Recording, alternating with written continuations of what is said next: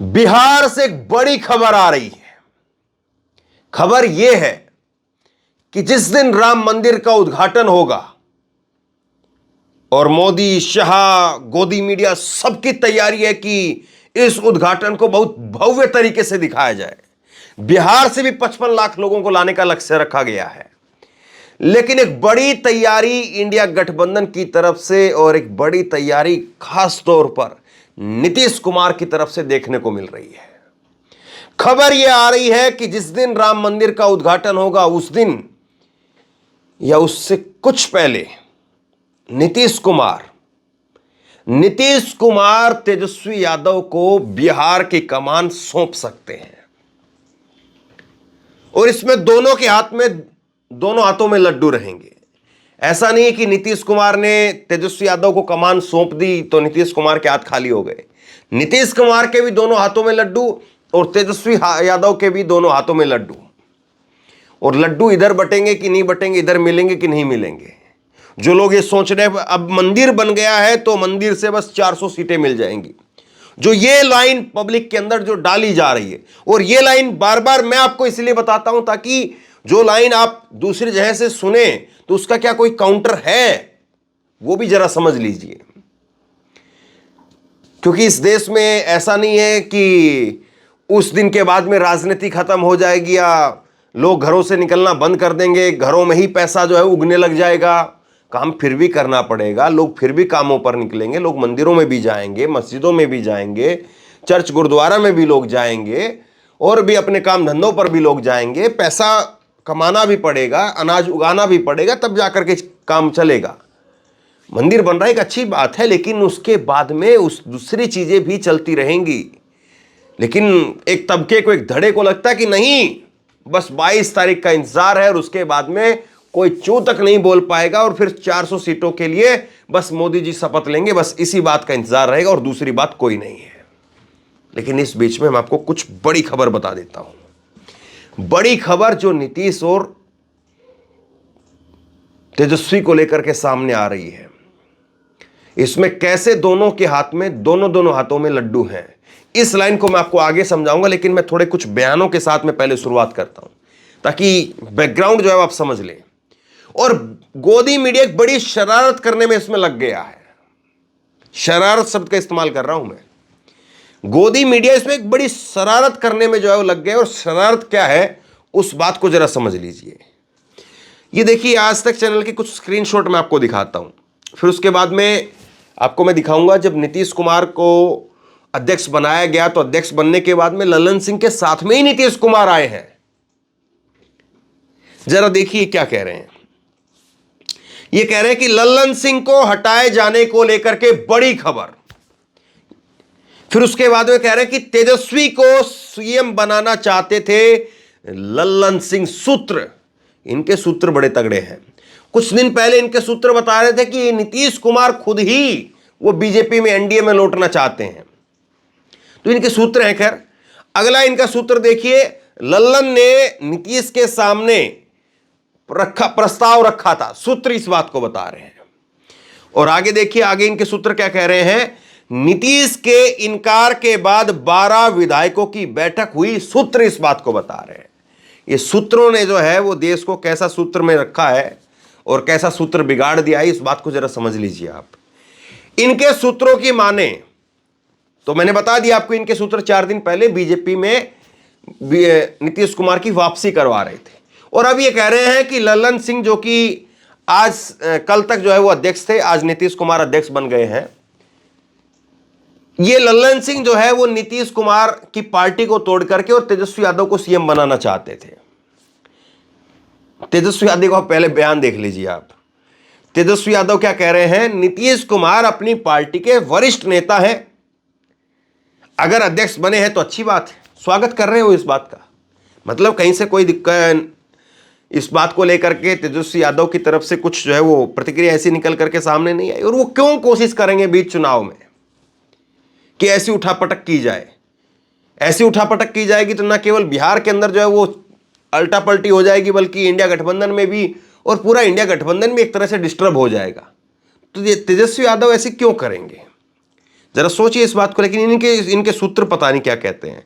अब देखिए एएनआई की ये एक जो है वो मैं आपको स्क्रीनशॉट दिखा रहा हूं। ये जब नीतीश कुमार को अध्यक्ष पद जो है ऑफर किया गया या कहा गया या खुद से ही उन्होंने लिया, जैसे भी आप इसको कहिए, जब नीतीश कुमार वो अध्यक्ष पद को स्वीकार कर लेते, उसके बाद जब बाहर आते हैं पत्रकारों से बात करते हैं, तो नीतीश कुमार ने कहा कि बिहार के हमारी पार्टी की मीटिंग थी, मैंने राष्ट्रीय अध्यक्ष के पद को स्वीकार कर लिया है। सीधी सी लाइन, एक लाइन की, कि हमारी पार्टी की मीटिंग थी, उस मीटिंग में चर्चा हुई और उसमें मैंने इसको स्वीकार कर लिया है। और ललन सिंह इनके बगल में आपको दिख रहे हैं कि ललन सिंह जो है वो इनके बगल में आप देख सकते हैं, ललन सिंह यहां पर है। और यही ललन सिंह को लेकर के इनके सूत्र दावा कर रहे हैं कि ललन सिंह पार्टी को तोड़ करके तेजस्वी को सीएम बनाने जा रहे थे।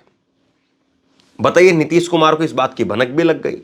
नीतीश कुमार ने फिर भी ललन सिंह को अपने साथ रखा, यहां पर भी रखा और मंच पर भी रखा। मंच की तस्वीरें सुबह भी मैंने आपको दिखाई थी। तो ये गजब की बात है ना, बेसिर पैर की बात, मतलब इस तरह से करना कि सूत्र की सूत्र क्या है? आपके सूत्र तो 4 दिन पहले नीतीश कुमार की वापसी करवा रहे थे, अब वो सूत्र कहां चले गए? तो ये सारी चीजें चल रही हैं। और अब जो है वो जो बीजेपी के सहयोगी या बीजेपी के नेता, वो भी एक तरह से काम पर लग गए हैं। अब जीतन राम मांझी का बयान सामने आया। जीतन राम मांझी कह रहे हैं कि पिछले 2 महीने से इसके कयास लगाए जा रहे थे। नीतीश कुमार नहीं चाहते थे कि तेजस्वी सीएम बने, लेकिन ये लोगों पर दबाव बना रहे थे, पार्टी को तोड़ने की बात हो रही थी। तभी इसीलिए जेडीयू की बैठक हुई। हम मान रहे थे कि बैठक में नीतीश कुमार को राष्ट्रीय अध्यक्ष बनाया जाएगा और वही हुआ। अब ललन सिंह कुछ विधायकों को, अब वही लाइन देखिए, इनकी भी उनके सूत्र हैं और इनकी लाइन है। अब ललन सिंह, यहां से लाइन है, अब ललन सिंह कुछ विधायकों के साथ एक गुट बना करके आरजेडी को समर्थन कर सकते हैं। इससे निपटने के लिए नीतीश कुमार ने पहला ही अपना ताना बाना बुन चुके हैं। ये सारी चीजें चल रही हैं साहब। अब देखिए ये गिरिराज सिंह क्या कह रहे हैं। गिरिराज सिंह कह रहे हैं कि नीतीश कुमार पहले भी 2-3 अध्यक्षों को हटा चुके हैं, इन्हें ललन सिंह को भी हटा दिया गया है। नीतीश कुमार के लिए भाजपा कार्यालय से लेकर के कार्यकर्ताओं तक के दरवाजे बंद हैं। अब वे मुख्यमंत्री पद पर कुछ ही दिनों के मेहमान हैं, इस बात को जो कहा जा रहा है। लेकिन मैं आपको कुछ जो बड़ी खबर आ रही है अंदर की, वो मैं आपको बताता हूं, और उस बड़ी खबर को आप समझेंगे तो वाकई एक बहुत बड़ा खेला बिहार के अंदर होने वाला है। और ये सारी चीजें जो की जा रही हैं, ये उस चीज के काउंटर में पहले से ही शुरुआत हो गई है, ताकि तेजस्वी यादव को जब नीतीश कुमार गद्दी सौंपे या नीतीश कुमार कुर्सी पर बैठाए, तो फिर यह कहा जाए कि देखिए नीतीश कुमार को तो मजबूरी में यह करना पड़ा है, क्योंकि नीतीश कुमार के पैरों के नीचे से जमीन को खिसकाया जा चुका था, कालीन को खींच लिया गया था। नीतीश कुमार गिर ना जाए इसीलिए वो खुद अट गए हैं कालीन पर से। यह दरअसल पूरी की पूरी वही भूमिका तैयार हो रही है।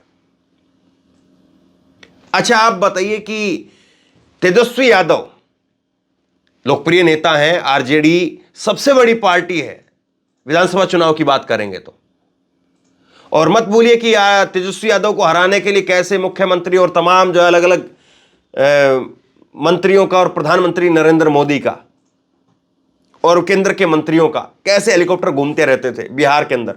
ग्राउंड रिपोर्टिंग मैंने की थी बिहार से उस वक्त में विधानसभा चुनाव में, तस्वीरें आपने देखी होंगी।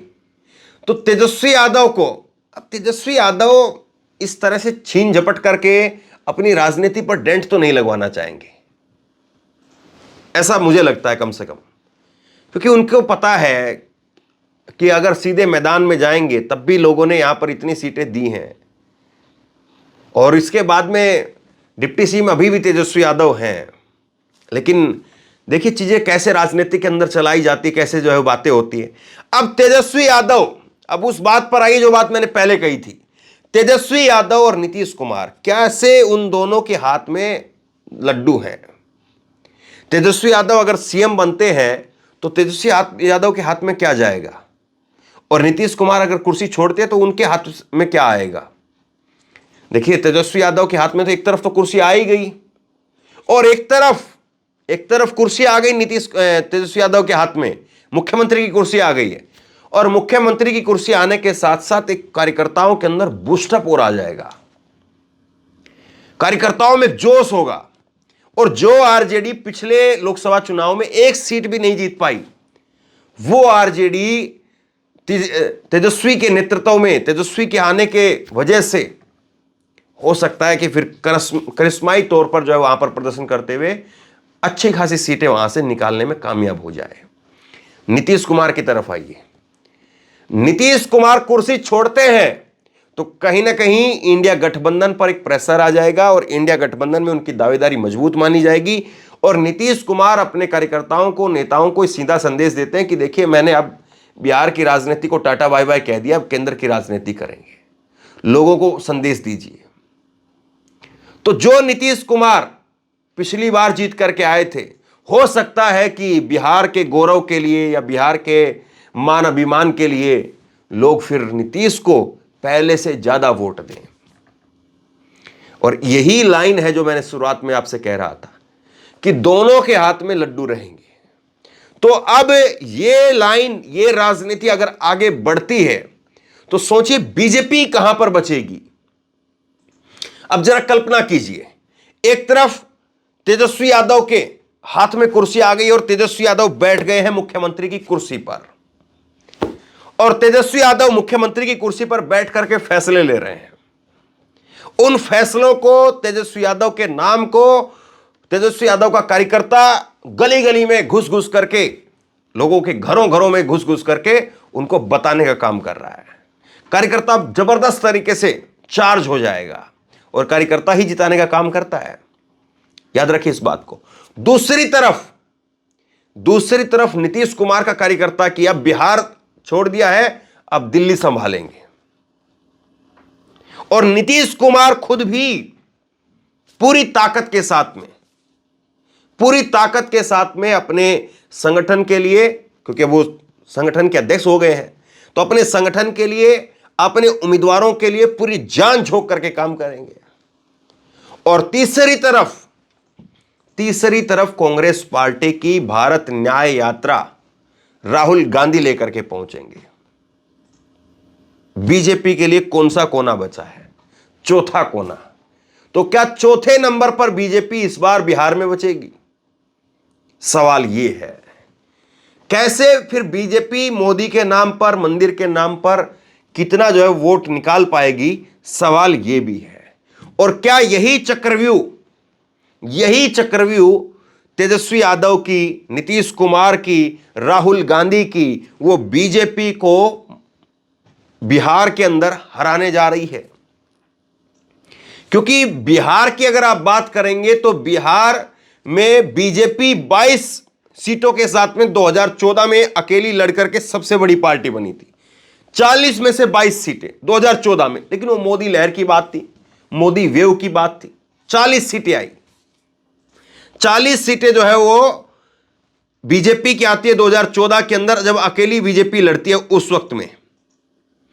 और उसके बाद में अगर आप देखेंगे और बाकी के पोजीशन क्या है, पहले एक बार मैं आपको वो बता देता हूं कि बाकी की पोजीशन क्या रही।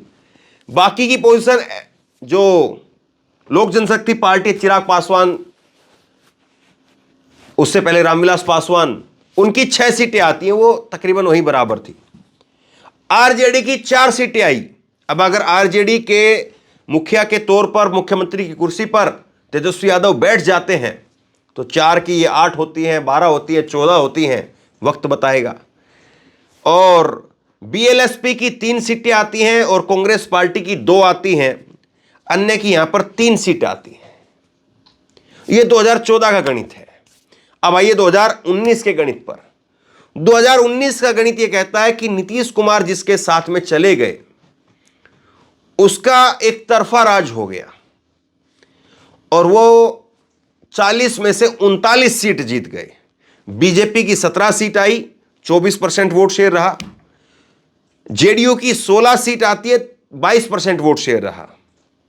एलजेपी की 6 सीट आई, 8% वोट शेयर रहा। कांग्रेस की 1 सीट आती है लेकिन 8% वोट शेयर तब भी है कांग्रेस का। और ये कांग्रेस का वोट शेयर 8% तब भी था 2014 के अंदर भी।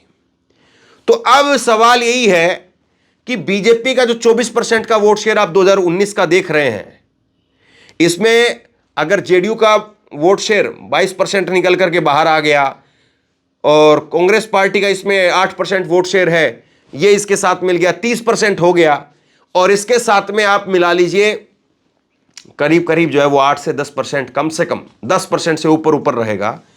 कांग्रेस पार्टी का जब एक सीट जीत करके आई थी और कांग्रेस पार्टी ही 8% पर है, तो कम से कम 15% तो आप कम मान करके चलिए, क्योंकि सीट भले ही आरजेडी ने नहीं जीती हो, लेकिन आरजेडी की कोई भी ऐसी सीट नहीं है जहां पर पोजीशन नहीं रही हो। तो कांग्रेस पार्टी, आरजेडी और जेडीयू ये तीनों मिलकर के 50 से ऊपर जा रहा है, और ये 50 के ऊपर का या 50 के आसपास का जो वोट शेयर रहेगा और बीजेपी वहां पर 30-40 में ही भटक करके रह जाएगी, तो फिर कैसे जो है वो बीजेपी की नैया पार लगेगी उस पर। और दूसरी बात यह है कि राम मंदिर की वो लहर भी थी, बिहार ने वो लहर भी देखी है जब लालू प्रसाद यादव ने रथ रोक दिया था, आडवाणी का गिरफ्तार करवा दिया था। वो लालू प्रसाद यादव थे, और क्या तेजस्वी यादव इस बार उनका बेटा इस बीजेपी के 400 पार वाले रथ को रोक पाएंगे, पटरी से उतार पाएंगे या छिन भिन कर देंगे, सवाल ये है। और अगर ये हो जाता है, और अगर तेजस्वी यादव और नीतीश कुमार का जिस तरह से जो खबरें आ रही हैं एक दूसरे को कमान सौंपने की, अगर ये हो जाता है तो फिर आप यकीन मान करके चलिए कि बहुत बड़ा झटका वो बीजेपी के लिए होगा। और निश्चित तौर पर इंडिया गठबंधन में जो उसके बाद में ताकत आपको देखने को मिलेगी, उसकी शायद लोगों को कल्पना भी नहीं होगी। तो आप बताइए, आप इसको कैसे देखते हैं? क्या ये नीतीश कुमार का, तेजस्वी यादव का जो प्लान है, या अभी जो खबरें आ रही हैं वो सही साबित होगा, या सही साबित ऐसा ही होना भी चाहिए? आप क्या सोचते हैं नीचे कमेंट बॉक्स में लिख करके जरूर बताइए। इस वीडियो को खूब शेयर कीजिए, लोगों तक पहुंचाइए, और इसी तरह की तमाम खबरों के लिए ऑनलाइन न्यूज़ इंडिया को सब्सक्राइब कीजिए। साथ में जो बेल आइकन है, घंटी है, उसको जरूर दबाइए, ताकि जैसे ही कोई खबर अपलोड करें उसकी नोटिफिकेशन सीधे सबसे पहले आपको मिल सके। अगर ये वीडियो फेसबुक पर देख रहे हैं तो फेसबुक पर हमारे पेज को लाइक कीजिए, फॉलो कीजिए, और इस खबर को शेयर कीजिए। आपका बहुत बहुत धन्यवाद।